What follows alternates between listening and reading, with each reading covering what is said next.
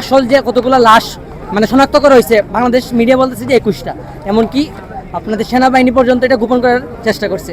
Even আমাদের সাথে যারা আছে তাদের উপরে হাত তুলছে, তাদের সত্যটা বলতেছে যেহেতু, এমনকি গতকালকে 2টার সময় দেখা গেছে যে তারা লাশ শনাক্তকরণ করতেছে। তো আসল আমাদের ভাই কতজন মারা গেছে আমরা আশা করতেছি যে 220-এর উপরে, যারা মাইলস্টোন কলেজে আছে আমাদের, তারা বলতেছে যে 220 জনের উপরে মারা গেছে। তো বাংলাদেশ সরকারকে অবশ্যই এটা নির্ধারণ করতে হবে যে কজন মারা গেছে, লাশ শনাক্ত করতে হবে। পাশাপাশি শিক্ষা উপদেষ্টার পদত্যাগ করতে হবে, কারণ শিক্ষা নিয়ে আর খেলা চলছে না।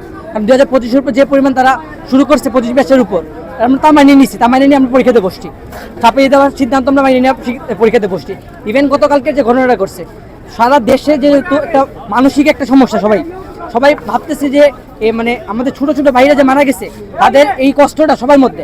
এখানে শিক্ষা উপদেষ্টা কি বলছে যে আমি কোনো মানসিক ডাক্তার নই, তো উনি কি, তারা কিসের জন্য বসানো হয়েছে, তার কিসের যোগ্যতা, সে কি, তার মতো উপদেষ্টা আমরা চাই না। আমরা স্বাধীন দেশে তার মতো উপদেষ্টা চাই না। আমরা একজন সুশীল, যার মধ্যে মানে নিয়মাবর্তিতা আছে, মানবতা আছে, যে বুঝতে পারে শিক্ষার্থীদেরকে, এদেশের মানুষকে বুঝতে পারে, এরকম উপদেষ্টা আমরা চাই।